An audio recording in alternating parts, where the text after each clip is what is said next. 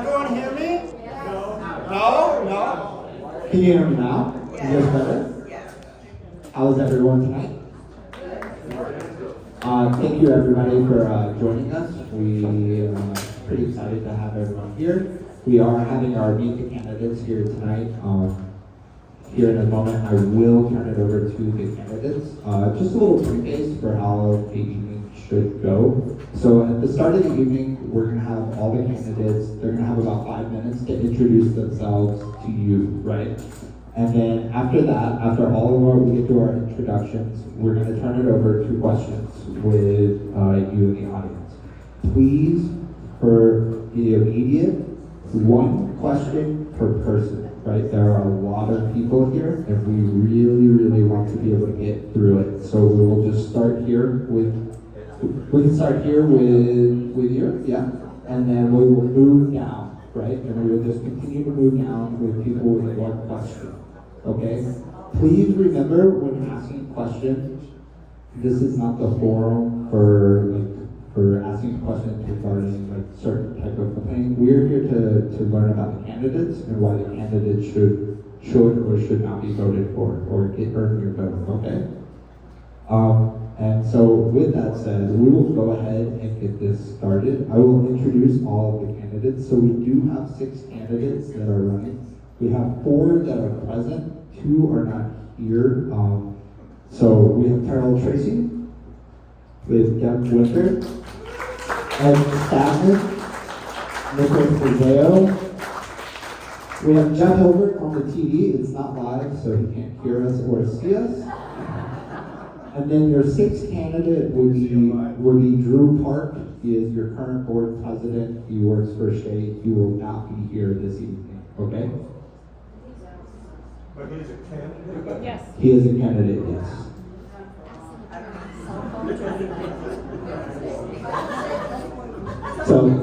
So first things first, I'm gonna play. So Jeff is not here. Jeff is out on a trip. Jeff had a trip planned way before this.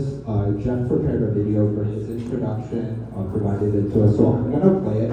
I'm gonna ask that everybody quiet their cell phones and everybody just kind of be quiet during Jeff's video. We don't have any other way to project Jeff. We have some speakers. They're not the loudest. This is also being recorded and will be posted to be viewed on my trilogy after the meeting as well. So, with that said, we will get started. Oh, that I am sitting there. Yeah. Got it. Cooper, we can give this seat to someone to sit in. Oh, yeah. 2 empty ones. Leave it there. We can make the lead. Anybody need a seat back there?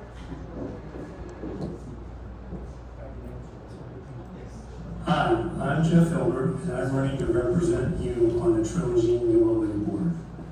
My wife Cindy and I moved to Trilogy about 3 years ago from Dana Point, California. In the time since we've been here, I've had the pleasure to meet and get to know many of you. If I haven't met you yet, perhaps you'll recognize me from an event at the club, various exercise classes I attend, or you might be aware that I'm the chairman of the board's transition committee. I'm sorry we can't be there in person with you tonight. We're in Europe on a long planned cruise and vacation celebrating my birthday. Or at least that's what my wife tells me the real reason is that we're here. I'd like to ask for a few minutes of your time to listen to this video so I can tell you why I'm running for the board, summarize my background and qualifications, and present some reasons that I think I deserve your vote. When Cindy and I decided to move to Trilogy, we decided this would be our forever home. That probably does not make us unique among the homeowners here. However, the depth of our personal commitment to the community provides strong personal motivation to ensure that the community remains healthy, stable, and financially sound. It's for this reason that when the board formed the transition committee in April this year, I volunteered to be a member and subsequently volunteered to become the chairperson of the committee in June. The charter of this committee, simply put, is to accomplish various business and financial tasks that are associated with the transition of community ownership from the developer Shea to the ULA. After 4 months of effort, I'm happy to say that we made excellent progress. We are on or ahead of schedule in all of our tasks, and we've received substantial feedback complimenting the quality and quantity of our work. In addition, for me personally, my time on the committee has allowed me to interact extensively with Shea personnel, the ULA attorney, the current board of directors, First Services, and Blue Star, as well as giving me in-depth, detailed knowledge of all the business dealings of the ULA. A little bit about me. From a background point of view, I spent 45 years in high tech, 30 of those in executive suite, and 15 in various CEO roles. I've served on 12 boards of directors and advisory boards, and as a serial entrepreneur, I've started 5 companies with 2 successful exits to date. This experience has shown me and given me a detailed understanding of the trust and fiduciary responsibilities that are implicit in dealing with other people's lives. It's also made me give me the opportunity to maintain shareholder trust and confidence, which I've done without exception throughout my career. As an engineer, I'm good at integrating data, top down and bottom up, and arriving with actionable information that can be turned into differentiated conclusions. I think you will find that I'm self-initiating, multitasking, reliable, and a team player. I have excellent leadership and interpersonal skills, and I'm an experienced and confident public speaker. On the personal front, in my leisure time, I enjoy all sports, reading anything and everything, playing guitar, and participating in various trilogy exercise classes. So, why am I running for the trilogy ULA? The answer is simple. I desire to contribute even more than I have today and to do so at a higher and a broader level. My activities on the transition committee have already demonstrated what I can contribute to the community, and the experience and knowledge I've gained means I have virtually no learning curve as a new board member. I can hit the ground running. As your board member, I commit to protect the interest of the ULA membership, that is your interest, provide leadership and governance for the community, and to being available and responsive to you and decisive as a board member. I'd like to thank you for your time listening to this video. I hope that the information that I've given you has convinced you to vote for me, or at least I've gained your strong consideration to do so. It's an honor to have this opportunity. Cindy and I look forward to seeing all of you again when we return home to Trilogy later this month. Thank you for your time.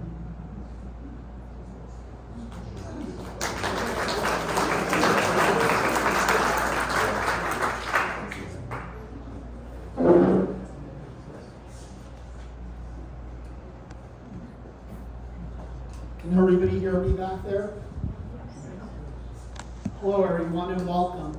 I'm Nick Mazzeo. My dog Nutley and I have lived in this amazing community for the last year on Ombre Street. I'm seeking membership to your board of directors because I truly care about the future direction of this community, and I will devote the necessary time and effort for this important position. As an elected representative to your board of directors, my goals are to help ensure community safety, to promote financial stability and responsibility, to minimize legal risk, and to preserve and maintain property assets, as well as enhance the quality of life of residents here at Trilogy. I served 30 years in the United States Navy Dental Corps, having many leadership roles. Additionally, I was the board president of my association in Maryland for close to 3 years. And during that time, we underwent the transition process similar to what we're doing right now. And we also utilized First Service Residential Assets Management Company. I currently serve on the transition committee, and I feel that these experiences would benefit and be an asset to the board of directors, specifically during our change of control from the developer to the UOA. I'm a team player who will listen to and value resident input. I believe in open communication, transparency, and will foster good working relationships with representatives from Shea, Blue Star, First Service Residential, committee, and other board members. Ultimately, the reason why I'm seeking a seat on the board of directors is to positively impact, serve, and represent you, the community, so we all can continue to enjoy living in this special place we call home. I appreciate your attention and would appreciate your support during the election.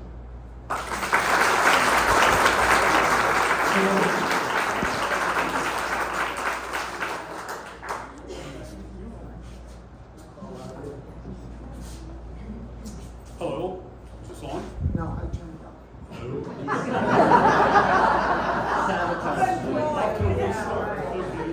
off. I'm Ed Stagman. My wife and I, Ann, here, moved here in May of 22, so not a long time resident. We live on Verrata Street and really enjoy and love being part of this community. We moved here from New Jersey in 2020 and spent some time up the street off of Fort Apache while we searched for the home that we really wanted to be in, and found it here. My background, I worked for 34 years at Saks Fifth Avenue in New York in a corporate role. And the last 20, I served as Senior Vice President of Operations for that company. Have a lot of experience in those, what I believe to be things that would benefit a homeowner-run property. Part of that, I served as a fiduciary and manager running the company's retirement and 401k plans. So had a great deal of responsibility monetary-wise for over $1 billion worth of personal assets. And I took that very serious. Also served on the company's corporate operating committee, which operates very much like a homeowner's board. Had to work cross-functionally with lots of different people and opinions and seek compromise. Compromise that sometimes worked against people and had to say no, and other times worked with people and had a lot of support. You can imagine those that I said yes to had more respect for me than those that I had to say no to. Works just like a board. Also ran all of the property maintenance programs for the company, responsible for over 200 different properties. So I have a great deal of experience with things like structural maintenance, roofing, housekeeping, heating, ventilating, air conditioning, parking lots, landscaping. So for over 200 properties, this I think I could fit in pretty well with our properties here. Also ran the procurement department. Procurement where we would seek third parties, a bid process, and then spend time evaluating, if they got the contract, spend time evaluating their performance. Again, something I think is very needed as we transition from Shea to owning that ourselves. I don't have, I think I should say this, I don't have a preset agenda. I don't have a pet priority that I'm interested in. I just want to be I want to evaluate things on their merit and make good decisions for all of us that keep us safe and low cost and keep our property values high. So I appreciate your support and I look forward to serving you. Thank you.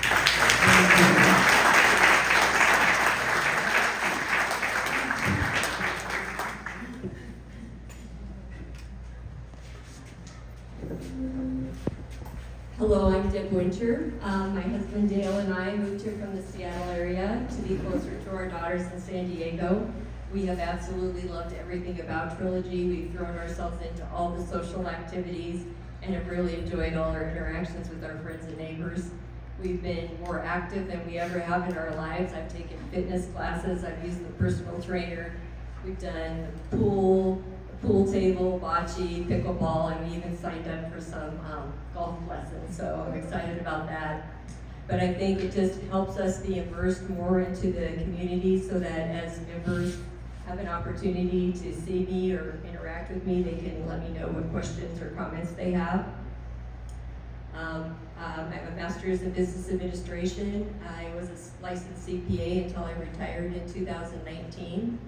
I was a former finance executive at the Boeing Company, A couple of the roles that I had, I was the director of payroll and benefits accounting. I was responsible for paying 140,000 people, domestic and international. I was responsible for the accounting for the 401ks, pensions, and retiree medical. I was also the director of finance for fabrication finance.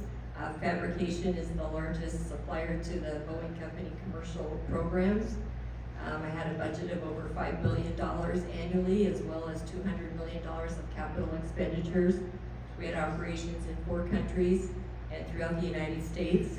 It's a different scale here, but it's all the same things. I was responsible for cost management, trying to find ways to reduce cost, looking at the life cycle costs of capital expenditures, looking at ways of putting together a budget and achieving that budget, and looking at opportunities and risks to that budget.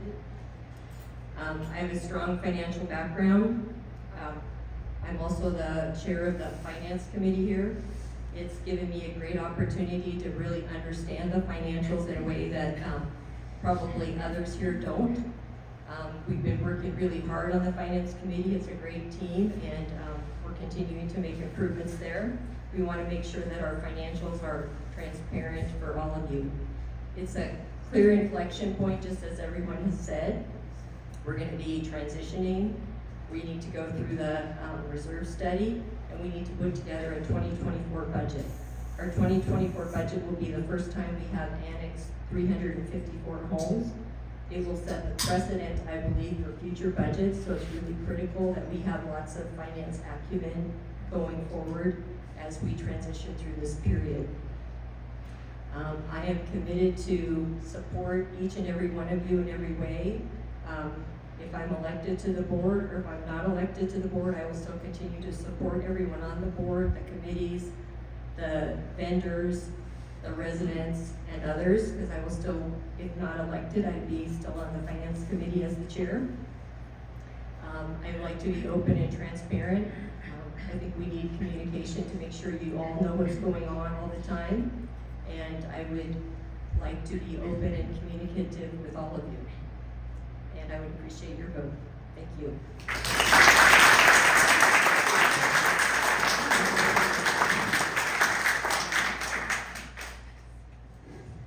All right, last but not least, my name is Terrell Tracy. My wife Anna and I have lived in Trilogy for 4 years. Prior to that, we've lived in Summerlin for over 20 years, and I've lived in Las Vegas since 1980. And so I've seen a lot of growth here. First of all, I'd like to say we love Trilogy. We love everything about it. We're very involved in a lot of activities. I certainly enjoy pickleball, probably more than I should because I'm injured more than anybody else here. But I love it. We love the activities that take place in this clubhouse. I'm not going to sing for you because we do karaoke quite a bit. I won't bore you with that. But it is a lot of fun and we enjoy living here. Why I'm running? I have a mission to serve. Not just serve on the board, but to serve in life and to serve other people. I enjoy doing that. It's been something I've always wanted to do. As far as being on the board, I believe that the things that I have done in the past would lead me to be a good candidate to be part of this board. Ed stole a lot of my thunder because Ed and I worked together for over 35 years.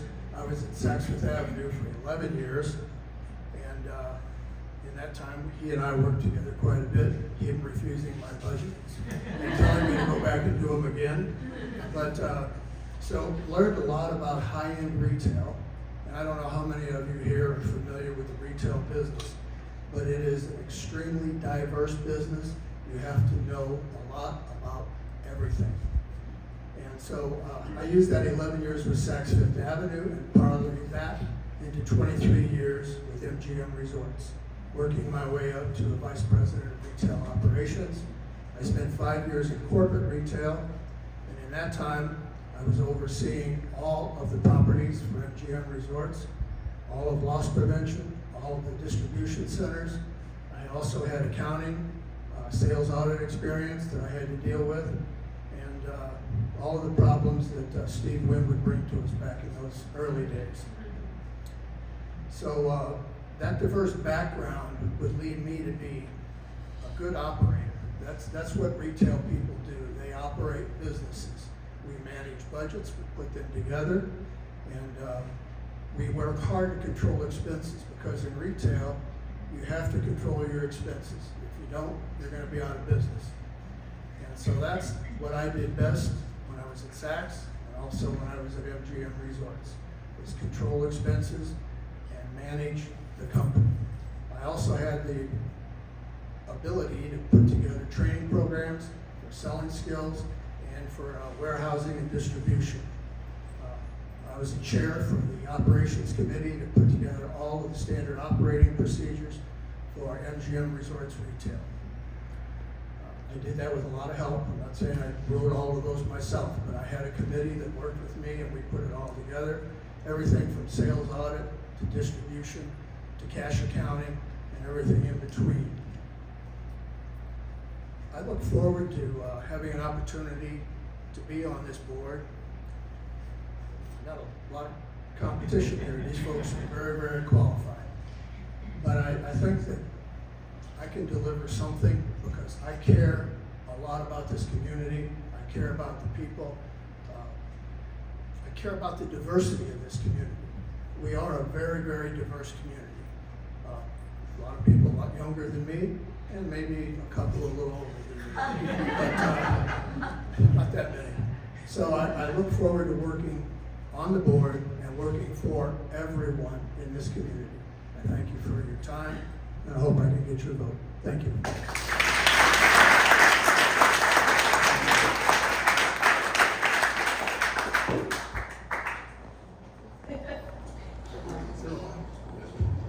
All right, so now we're gonna open up the forum to you guys, to the audience. Like I said, we're gonna do one question per person. I'm sorry about this one. I'm not raising my hand. So please keep in mind one question per person, and please try to keep your questions general so that all the candidates have a chance to speak on the questions that are asked, right? Please try not to direct your questions at one person. That could end up being really quite time consuming. We would really like to give all the candidates a chance to speak on the questions that are being asked. So. I'm gonna sit down, so. You can have mics for them. Yeah, if you wanna stand up and use the mic, you are absolutely welcome. No need All right, so 5 amazing candidates. Regardless of if you win, You're gonna have to turn it on. 5 amazing candidates. Whoever wins, we're going to have an outstanding board. My question to all of you is about what goes on our roofs and what doesn't go on our roofs. And I think I'd like to hear your feelings about changing the CCRs to allow solar. Answer. You want to answer, Carol? I can honestly say, I'm not aware of other 55 plus communities or HOAs that have flat roofs. I think it could be a challenge to install solar. Plus, if we damage the membrane on the roof by installing the solar or by installing dishes for satellite, I think we run the risk of having a bigger issue long term. That's my thought. I would think we'd want to have some experts come out and assess whether it's an option. I think when we were talking about the pool earlier, there was some talk about could we do solar? And in that case, we would have to look as well. Could you do solar to help heat the pool or cool or heat this area?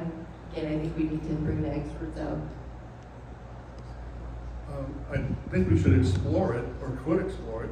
I will say this, when Ann and I were homeowners in New Jersey passed several financial incentive laws that made solar very attractive.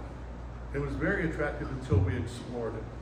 And then you found out that the only ones really making money on solar were the people installing the solar.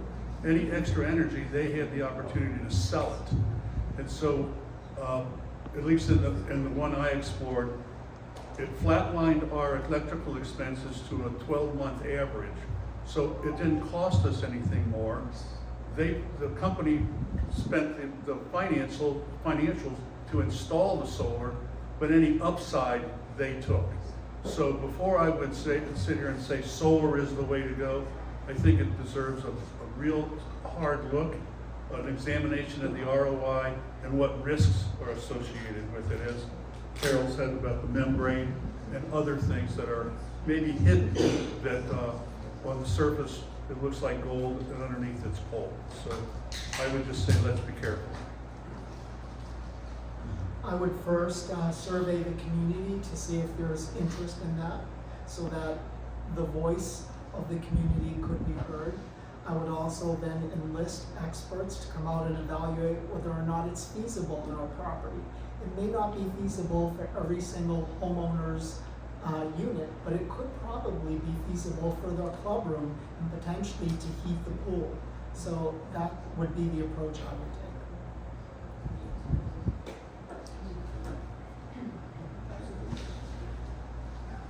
Can you hear me? Yeah. Okay. I feel a little offended that one of the individuals that's running for the board isn't here. I had prepared a couple of questions for him. So I'm going to ask a general question, probably of our current board members. I'm trying to understand how Drew qualifies to run for the board.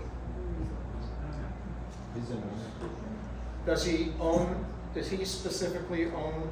So he's a Shea representative. He's a Shea appointed All right, representative. now someone please tell me the CCNR site that allows Shea to have him be on the board. Tom, let me address this. Your question's valid, and Microphone. You better, yeah. the question is valid, and I'm happy to address that with any and all of you following this meeting. But this meeting is to learn about our candidates. Well, he's a captain. If he were here, I'd ask him. He, not sure why he chose not to be here this evening. He's a valid candidate. You're free to choose who you vote for, but I don't want to take time away from these people to get sidetracked on that.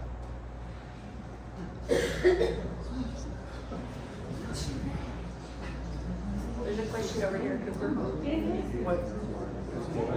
Is there another? Here, you use this microphone. I don't think so. Hi.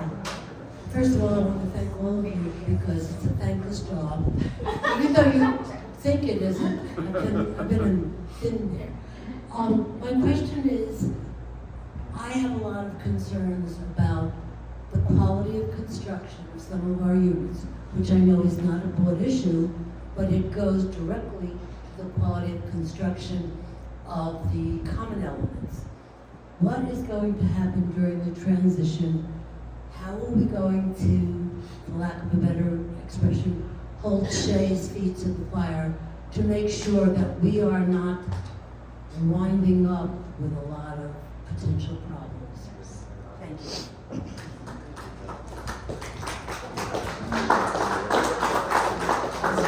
As a member of the transition committee, you will find that within the next couple of weeks, you'll all be receiving a survey, in which case you'll have the opportunity to express your concerns regarding the interior of your home. So if there are common themes associated with these defects, we can then bring it to the table when our attorney negotiates with Shea's attorney. After that, you'll be receiving a survey for the common element spaces. And we're going to enlist, it's going to be a community-wide effort because this community is huge. And there are a lot of things from fences to improper planting of plant material that is now dying. So there's going to be a lot of activity, but the negotiation occurs from our attorney to Shea's attorney, and the transition committee will ensure that all of your opinions are valued and listened to, because we want this input. Because at the end of the day, when Shea leaves here, which they just started to build the last home. So it's gonna be 14 months until Shay leaves. And then the transition will probably go a little bit beyond that because we want to ensure that the common element spaces around that last building are also in good standing. So Shay's going to be here for a while. We will have time to listen to everybody's input, gather information, and then speak to our attorneys. We also are going to hire an engineer who's going to look at the structural, mechanical operations of this facility. This facility here that we're in is probably our most valuable asset, as well as the roofing and other large items in the community. So these things are carefully being looked at.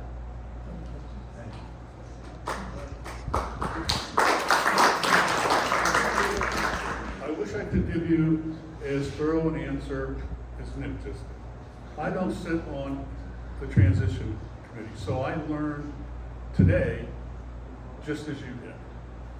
But I have every confidence that as information comes to your newly elected board, we're dedicated to examining all of those elements thoroughly to ensure that we get proper properties that the transition should entail. I can't get into any of those details, I don't know them, but I pledge that I will know them. Shay's an ongoing concern, right? It's a business that needs to be profitable going forward. They have to provide good quality construction, and they want to leave behind in their wake strong associations, right? They want our UOA to be strong financially. They have an obligation to us over the next year as they're continuing to build, but they have an obligation beyond that for the next 8 years, my understanding, if that's correct. So we understand the construction as it's gone along. It's been a period of years, so we know kind of what some of the flaws are in the older buildings. We should have enough information that helps us with the reserve study to see if we believe that the reserves that are set aside for future improvements or bringing things back to where they need to be is accurate and complete. And that's why we need to make sure the reserve study is good. We need to have all eyes on it, and we need to continue to understand more and more what the obligation is of Shay going forward. But again, their reputation is critical to them. They are going to, I believe, do right by us and continue to support us through that 8-year period after the last home is closed.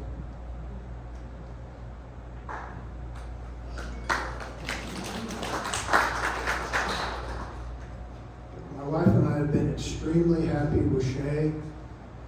4 years ago, when we moved in, they were extremely responsive to every issue we had. They took care of some things that they probably didn't have to take care of. So I'm happy with what they've done for us, but I do know a lot of other people that have had many, many issues, whether it's HVAC or structural issues. And so I, like everyone else here, we're concerned about the longevity of our homes and how they're going to last and how they're going to hopefully withstand the elements. So I would hope that we will be able to work with Shay and with the transition committee to make sure that they stand by their product. If they don't, it's not going to be good in the marketplace for them. So I'm pretty hopeful that they will step up and do what they should do. Thank you.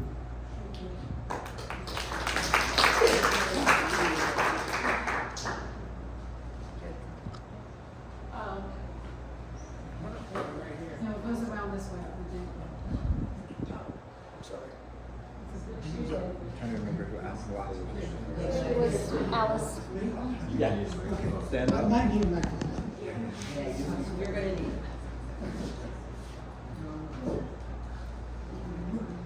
Thank you.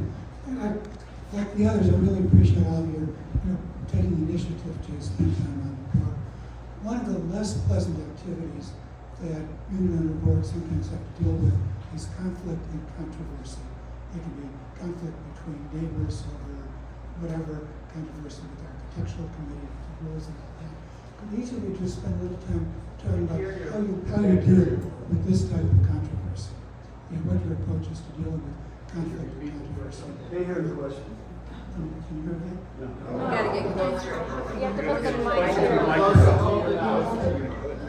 One of the issues that homeowner boards have to deal with is conflict and controversy. Controversy between neighbors about rules, controversy with the architectural committee, controversy over rules, controversy over pets. And so I'm asking the board members, potential board members, if they can talk about how they deal with conflict between neighbors and what their approach will be to dealing with these types of conflicts and controversies.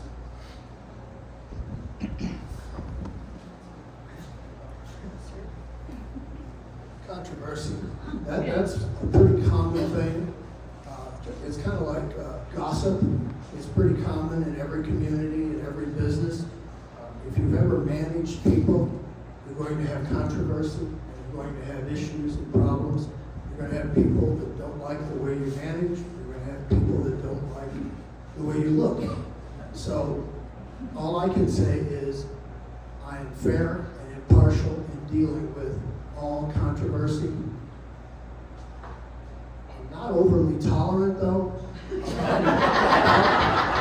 About the constant same thing over and over again.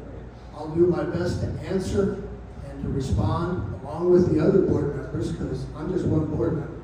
But I will do my best to respond to anybody's concerns or conflicts with other residents. I'll do my best. I'm not Solomon, so I'm not going to be able to divide anything. But I will do my best to respond to your concerns and answer them in a fair and just way. It also depends on the level of conflict, right? So recently there was a couple of folks that had a conflict and I was able to resolve that by talking to both of them, bringing them back together. There's other conflicts where individuals seem to violate the rules consistently over and over and again. And I think that's where it has to rise to the level where the board's got to address it. So if people aren't picking up after their animals, if they're doing other things that violate the rules around here, we really need to first start with the process, which is Cooper sending out the notice of rule violation, but we gotta continue to work through that.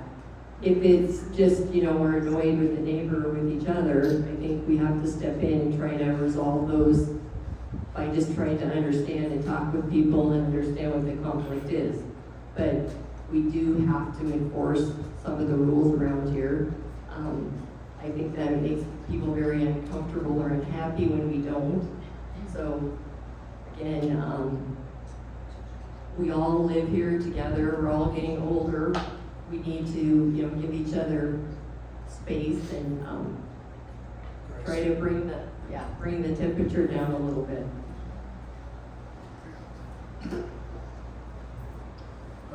I agree with what Carol has said. A lot of this is all emotionally based, and what needs to happen is an explanation with taking emotion out of the discussions. We have rules. What we don't have, in my opinion, is a good way of ensuring compliance. That falls on every individual, and some people may not be aware of what the rules are. An explanation of what that is may ensure better compliance. I love what Cooper's been doing recently and sending out information. It's very informative. It allows people to know, hey, I'm not following the rule. So, and I'll confess, one of the things that he sent out a while ago, I was in violation of. I didn't realize it, but I have a big truck, and my truck was hanging over the paver, a little bit on the sidewalk.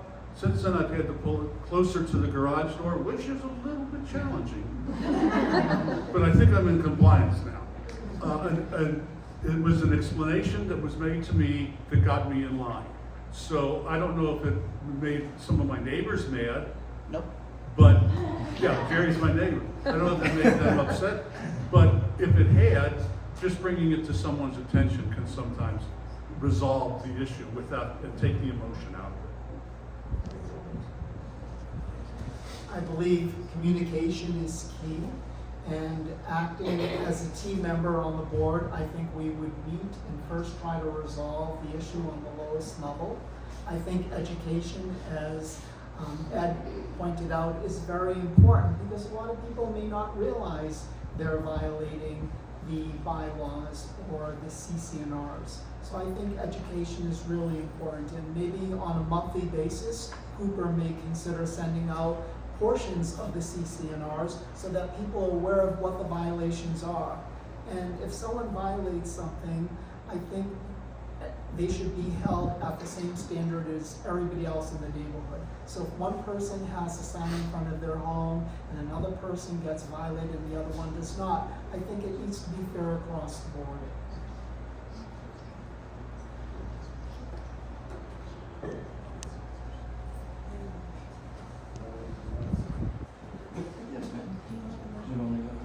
I don't know, can everybody hear me? Yes. I figured.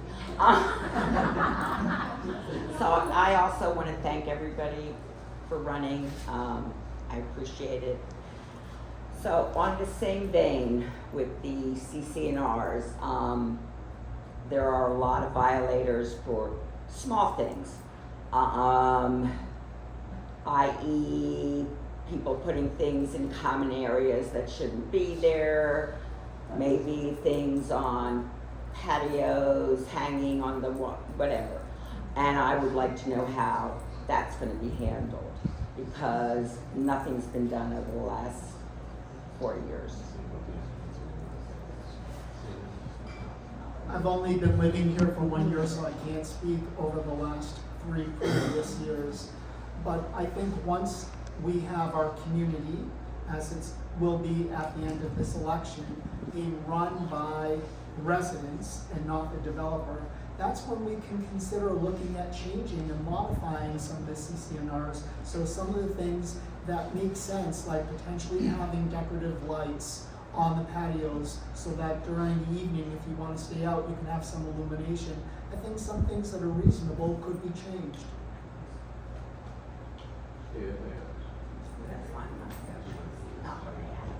Yeah, I agree that we need to examine what those rules and see if the majority of the people still feel those should be enforced. But as I said before, we have a lot of rules. What we don't have is I won't say foolproof, but a real way of enforcing those rules that allow everyone to enjoy the facts behind why those rules were created. We need to educate and get cooperation. And I know that that is a big challenge, but it starts with, are these rules, do these rules make sense? So we do have a rules committee. They are meeting to go through the current rules that exist today and make adjustments or changes and recommendations to the board. So if you do have some areas where you're concerned about the rules as they exist today, those can be submitted forward to the rules committee to give everyone an opportunity for input. So you're shaking your head no. So does that mean? That's not the question I asked. I asked, what would you do to enforce the rules that are already there, that are not being enforced? So you're talking about the process that Cooper would go through to submit a violation to these individuals, and then Correct. we'll go through a progressive Correct. disciplinary process Correct. to remediate the issue. Correct. So I think that's how it would work again if they didn't respond to Cooper. If they didn't respond to Cooper yet again, it would have to go to the board if it was egregious enough that we needed to take some action to enforce compliance on some things that were critical for the neighborhood.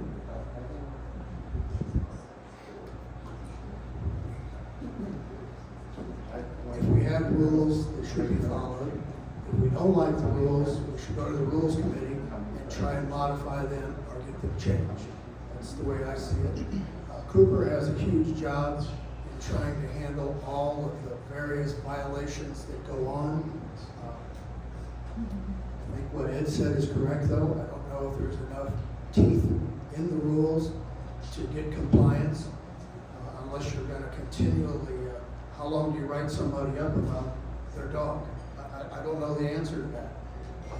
But I think we have to investigate that and come up with some decisions as a board and as a rules committee on how we're going to address the habitual violators.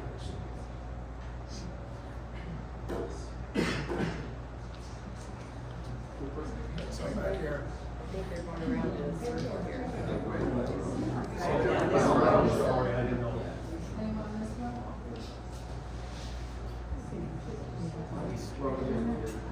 Down there.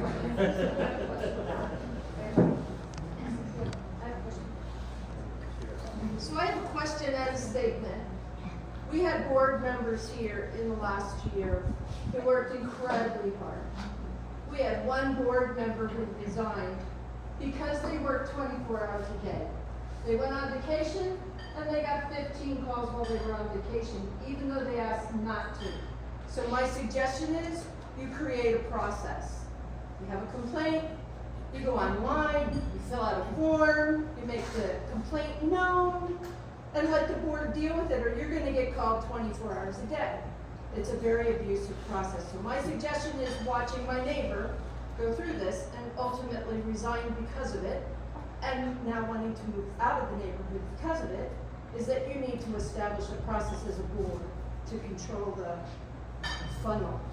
Thank you. Protect themselves. I got this one. Thank you very much. I appreciate that because that was one of the hesitancies I had about running, because I saw what happened to the previous board member. I think people need to understand that as board members, we do have a private life, and when we come to an event, or when we're at an event, I think it's disrespectful, improper to be attacking us or badgering us, chirping in our ear about whatever you happen to be unhappy about at the time. There needs to be a process, written process for people to follow. Send me an email. I'll answer it on Monday, but I'm not going to answer it when I'm sitting here at a party. My question is, for all the people here that may not know, we have a board of quite a few number of people, but we only have 3 seats available. So that means we have other people maintaining seats currently that will roll over. So what's the duration of a board seat? And how many people are there? Who's on the board? And what's the duration of the board seat? I think everybody, it's information. So for the 3 of us that are running, I believe there's 2 seats that are 2 years and 1 seat that's 1 year. And of the individuals that are still on the board, you still have a year left in your terms, both terms. Does that answer your question? Is that all of it? That's all 5 of us. 5 seats. That would be 5. Is there anybody else on the board? No. Right here. Well, because I think we used to have Drew, and we used to have HOA, and we used to have Blue Stars up on the board. No, there's only 5 positions. 3 people are running. There's 2 open positions for 2 years each, 1 open position for 1 year each, and the 2 that are still on the board that are not running now have 1 year left in their terms.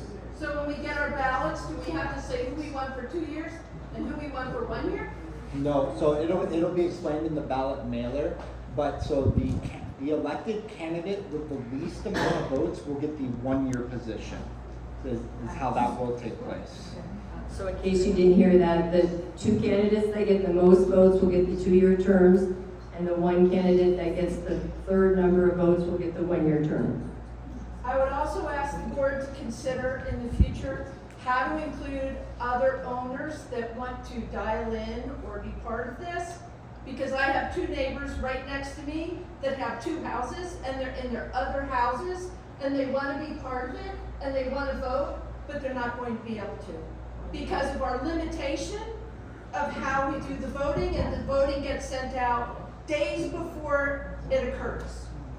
It doesn't get sent out long enough in advance that it gives us time to deal with it. We will be out of town, and we won't be able to vote. My understanding is that the votes have been mailed out, the election is on the 21st, and for those people who won't be physically present in the community, they can have their votes by proxy. If So- we get them.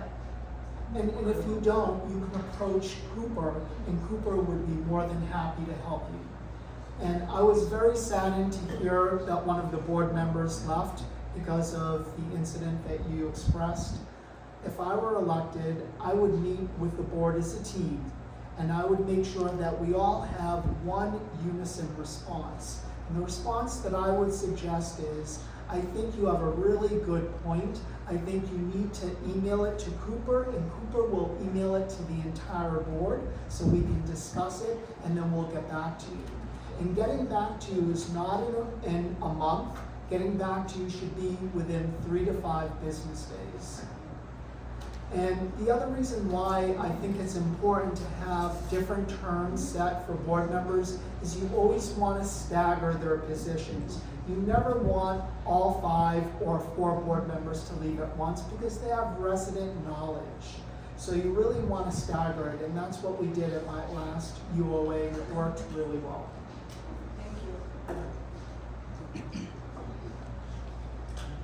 But I do think it would be great if we could find a way to electronically vote. We're talking about in the summer in the desert, right? People are gone, they're on vacation, they're in their other homes, so it would be really nice if we could do this electronically versus the method that it is today, because I think what you're talking about is unless you physically have that ballot in your hand, you cannot do a proxy. We don't have it. You should have it tomorrow.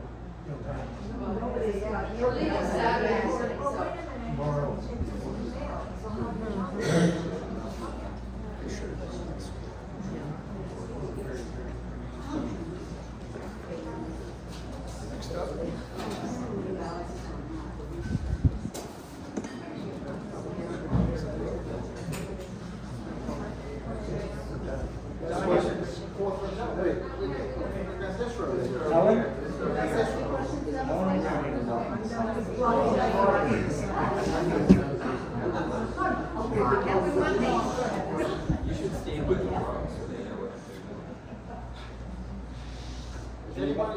Anybody on this one?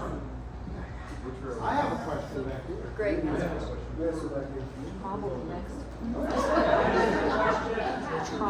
Hi, my name is Richard. I'm new here. I'm only here a month. I sit on the safety committee though. And my question to the candidates, I've been doing health and safety for 35 years, owning companies, running companies, large, major companies. I look at this place as I'm watching the build. I live in where they're still building. And it's sometimes an ocean nightmare with what goes on. How open is the board to the suggestions that the Health and Safety Committee are going to make over the next year or so to obvious things that, I mean, obviously we can't fix everything in every bite, but there are some major things that I think can be addressed. Is the board going to be open to that? Because one, they're going to cost some money, but they're going to support us as a community to live a healthy and safe life. I mean, it's a great place to live. And I'm being dramatic, but if you're alive to live here. It is dramatic. I think safety is a very important issue, and it's one of the things that is probably near and dear to my heart. In terms of what you mentioned, I think that I would, as a board member, I would garner the input from the safety committee. And then as a board, as a unit, we would discuss and evaluate the recommendations. Now, obviously, some of those recommendations may not be done because they may not be budgeted in. You could also potentially get some monies from capital contributions. And that's a fund that we have where when we purchase the unit, we put in 2 months of our HOA dues. And that everybody has that, whether it's a resale or whether you're the original owner. So some funds could potentially be garnered from that. Some other things that I think are important to talk about safety is, has anybody noticed the islands, the cement islands that were put across from the summit on Town Center? I think I would survey the community with the board's recommendation, of course, to see whether or not we have interest in doing that for our community. I think not only would those directional cement islands limit traffic, because a lot of times there are large trucks. In fact, I saw a semi where one of its wheels went on our property, but it could also potentially avoid a motor vehicle accident and injury. My understanding is there's one camera that the guards people can see that does not record, and that is on the entrance of Flamingo. I would suggest getting 4 cameras that record, one at each of the 2 entrances at Flamingo and Town Center, and one also at an exit point, so that when the guards person is away from their computer, that camera can record. So if there are people or unnecessary cars coming in at hours of the night, we have recording of what action is being taken place. And lastly, we have a lot of pathways that connect various streets in our community. Some are long corridors, some are shorter with stairs. I would definitely recommend looking into getting solar lights being put in there. They can be very inexpensive, but yet they could be a safety issue to prevent a safety issue and potential litigation if someone were to get injured.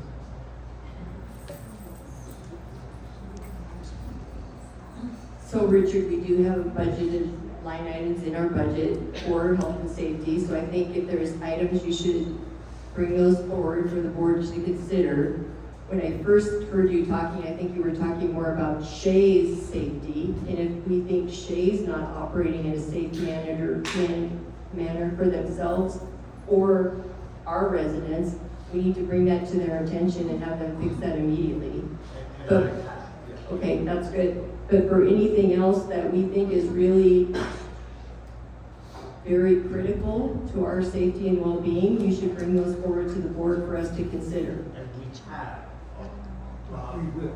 We will. You will, We okay. appointed in our coordinator, it will go to the board whenever the board is elected.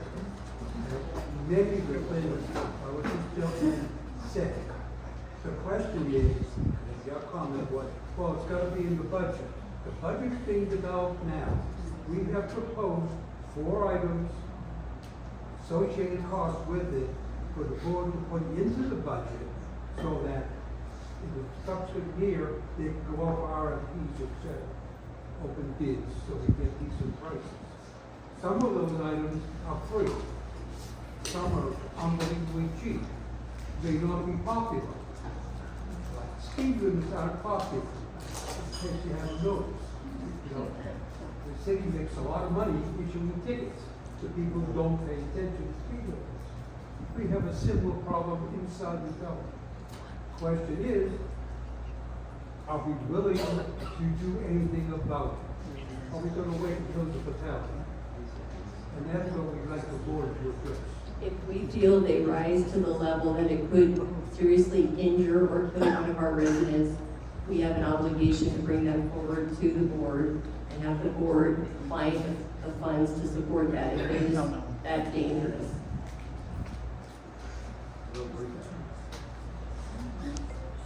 I only have one comment. Anybody that's gone out the town center entrance anywhere between 6 a.m. and 8 a.m., you better have a lead foot and pray that you're not going to get hit. So Nick's idea of doing what they've done at the summit is excellent. I got to imagine it's pretty costly, but I think it's an excellent idea. And whatever the safety committee brings forward, I think needs to be carefully evaluated and see if there's enough funds to do what they're asking for. Thank you. My hope, Carol, is that Clark County will foot that bill because it is a public road. So I'm not sure if that has been looked at, but it's something that I think the new board needs to address.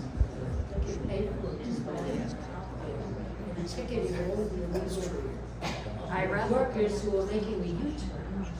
I'd like to change the tone a little bit from issues to function. How do each of you see your role as a board member versus the management company's role as managing? Where does your role end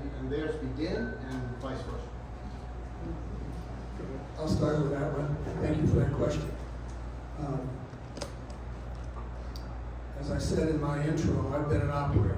I've run businesses, I've managed people, and I think I would first like to spend a lot of time with Lita and Joel and find out more about Blue Star and how they operate. I would like to investigate all of their costs to see how those costs are being handled in our community.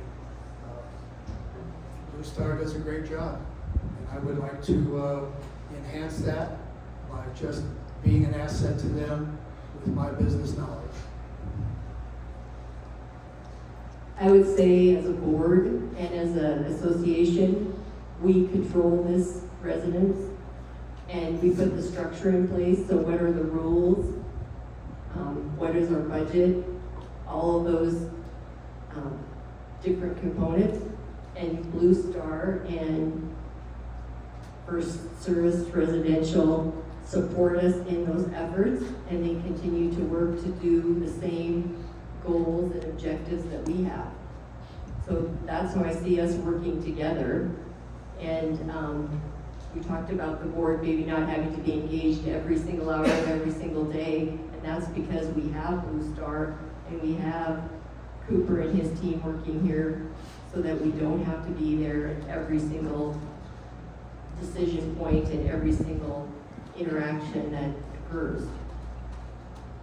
Yeah, I agree with you. And I would say, if I'm fortunate to receive your votes, my first goal would be to meet with the various committees. I'd like to understand what are the priorities of those committees, because they're representing your thoughts. And if we're not aligned with your thoughts, I have to hear that from you as well. I don't know how those are being communicated to the owners in terms of what the priorities are for the safety committee, for the landscape committee, for finance, but I'd like to understand what the priorities are and how I can best assist in getting those priorities addressed. Blue Star and First Service Residential work for the Board of Directors, which the Board of Directors works for you, the community. And we're there to serve you, and we're there to make decisions on your best interest. I see us as being a tripod. We're a team, and we all work together. And I think it's important to understand, and if I get elected, to understand their scope of work, to know what all their responsibilities are, and then as a board to set expectations, and then to evaluate those expectations, to evaluate the performance. And if something is not being met, then we meet with them and we discuss it. And if things don't change, then we as a board and as a community will decide maybe to alter their contract.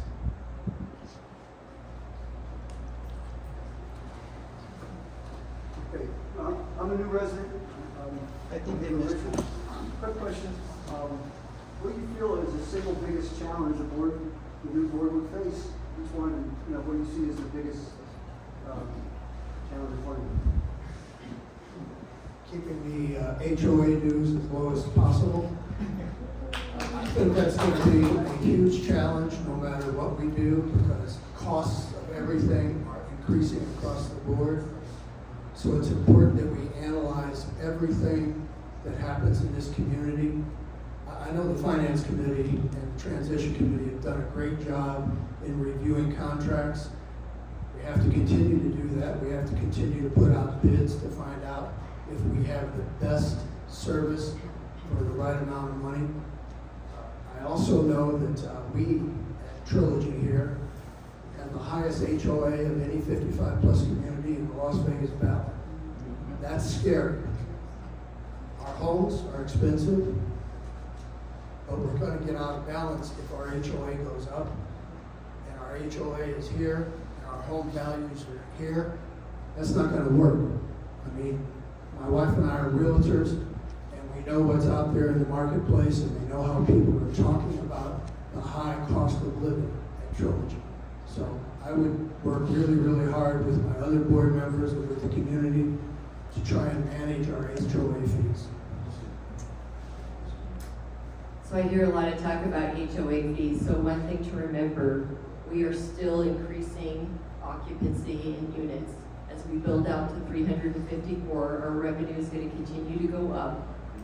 And we're going to see other expenses stay hopefully pretty flat. It doesn't cost more to heat the pool. It doesn't cost more to cool this area or heat it in general. There are some things that will go up slightly. Insurance as we add more units, landscaping as we add more units, and water. So I think there's a lot of people jumping to a conclusion that we're going to see our HOA go up dramatically.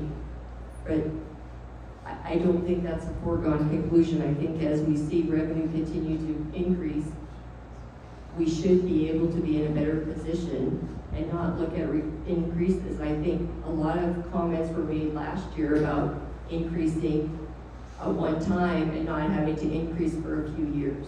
So again, I think just the perception and the fears out there, but right now I think everybody needs to, relax until we understand more about where we're going with the reserve study. I think the biggest issue is going to be the reserve study. We need to make sure that we are in a good financial position as we move forward, right? We don't want to leave ourselves in a bad situation that we have to recover from in the future. So I think that's really the key inflection point right now, is making sure we understand what's in the reserve study and that it's adequate to support our needs in the future. Yeah, I agree with you on that. I think there's also going to be economies of scale as we go through, where we can leverage third-party contracts with bigger commitments. You can go for more units or extend years. There's other ways to reduce the cost, and I think that should be a focus to make sure we get everything out of a contract that we're entitled to, and then also we watch the cost. I believe some of the challenges that we have really should be focused on the negotiations between our attorney, that is the HOA or the UOA's attorney, and the developer's attorney during the transition study. That is going to be the last time we have to negotiate for them to do repairs on common element spaces. And I think that's going to be a big challenge, only because of the size of the community. I think we need to adequately fund our reserve study. For those of you who may not be familiar with that, that is a 30-year projection of how much you should set aside on an annual basis, so that when things throughout that 30-year process go defunct, you have the funds to replace that. And then lastly, the challenge for me as a board member, and I'm taking it personally, is I try to please everybody, and I know that this is going to be a position where that's going to be difficult to do.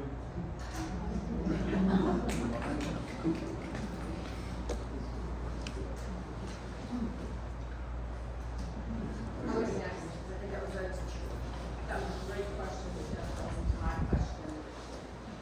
I would really love to hear from each of you what you believe the reserves should be funded to. And I'm not looking for adequate. I want a number. 50%, 70, 80, 100? What should it be?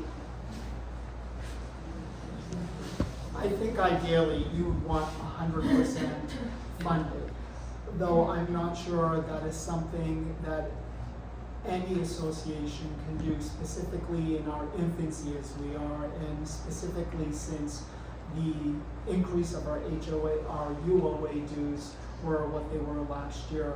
My belief is 70 to 80% funded at our level right now, where it's a fairly young community, would be adequate. I think if we were to fund it 100%, we could bleed funds that may not necessarily be needed at this point. I also think that some funds could come from the capital contributions. You can fund a budget from that, and you could also fund some of the reserve studies from that capital contribution fund. I'd ask our finance gentleman to tell me what he thinks is the right number. Deb is actually the finance Oh. chair. Well, I'll So, let you talk. It's a great topic, so I'll give you just 2 minutes of information on the reserve study. It has been conducted. Jerry and I are working with the group that did the reserve study right now. We, as Deb said, we are 80%, 75 to 80% built out at this point. We have future revenue coming in when those other 70 homes are sold. So the revenue stream is going to increase, which puts less burden on everybody else that's currently here. Because we have a higher population, more people contributing. Expenses are going up, everybody knows that. So we have to be somewhat careful. But the reserve study is going to be, we're meeting with the person 21st. in 2 weeks. And we've asked that person to give us multiple scenarios at different funding levels, Christina, to then for us to decide what is the best level for us today to go forward.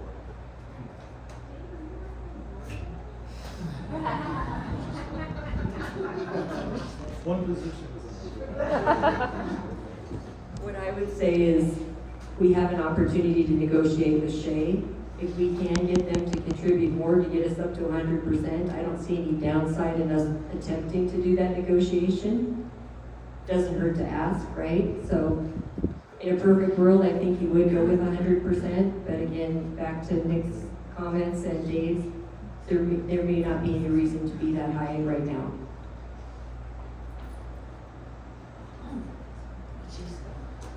I don't think I can say anything else, Dave, Deb, Nick, I think they said it all.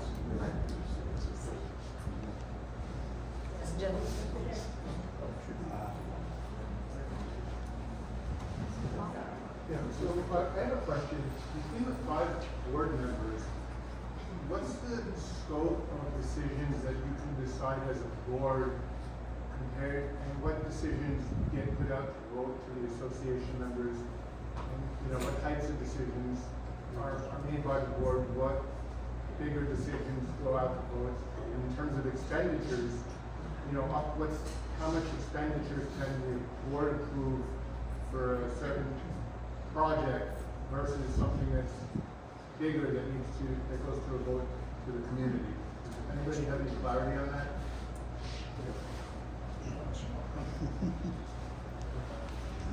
Well, as we put together the 2024 budget, the community will get input that they will provide to the board, and the board will approve that. From that point on, I believe that the board has the authority to, enter into insurance contracts, enter into contracts with Blue Star or with other vendors throughout that process. Dave, correct me, or Jerry if I'm wrong, but my understanding is once that budget's put in place, then they can operate to that budget. I mean, can the board decide that they want to have $1 million Christmas parade? No. I mean, that's what, right, so that's the. That won't be in the budget. It could be. And you'd never get 5 votes to support that. You would get the 3 you would need to support that. So again, they have a fiduciary obligation to the association to act on the best behalf of the residents. Yeah, and the rest good if you really regulate a lot of that. That's what we've been waiting for a long time. Yeah, I'm Bob, CEO. You gotta speak up, Bob. No, I need the microphone. Come on up here. You gotta come on up, Bob. You're gonna Come on down. No, Keep it close to your mouth. Oh, I was just gonna ask the board, I was going to ask the board if you would consider meeting every other month, because we're going through this transition phase and there's a lot of work to be done. And you've talked a lot about accountability and communication, but I can tell you, in the former board, there are some things that took months to get done that were fairly simple. So I'd like to hear from you if you as the board having more meetings, at least during this transition time, so you can address the issues and you can meet with people and they can express their views. And Good question, Bob. I have no problem meeting monthly, bi-weekly. I'll meet whenever we need to meet in order to resolve and move forward on any project. I would support meeting every other month as well. I mean, just to give you an example, the finance committee is meeting 2 times a month till the end of the year. We think there's just that many important issues to resolve, so, yes. Yes, when I decided to seek this position, I realized that the commitment would probably be more than historically because of the challenges of this transition. So I'm more than willing to meet as often as necessary. I would agree with what Ed said during budget season, this is really the start of budget season. I think it's important for our board to meet on a monthly basis because I think the community needs to understand what the budget will be. You'll be sent a draft, you'll be able to respond to that, and I think it's important to ensure that the budget is adopted and ratified before the end of the calendar year. At one of the communities that I was familiar with, they didn't adopt the budget until January. And I think it's really important. Preparation is the key. Budget season, from my standpoint, having been a board president for 3 years using First Service Residential as the management service, it starts in June. That's when First Service Residential and Blue Star should be putting together their draft. So then it's submitted to the Finance Committee, then it goes to the Board of Directors. So you're not rushing at the last minute in December to try to ratify the budget. I think preparation is the key. Yes. I just want to add one more thing. I think it's important that we meet more often because we're all strangers to this process as well. And we've got 2 members that have experience. So I think we need to learn about each other in order to be successful in representing you.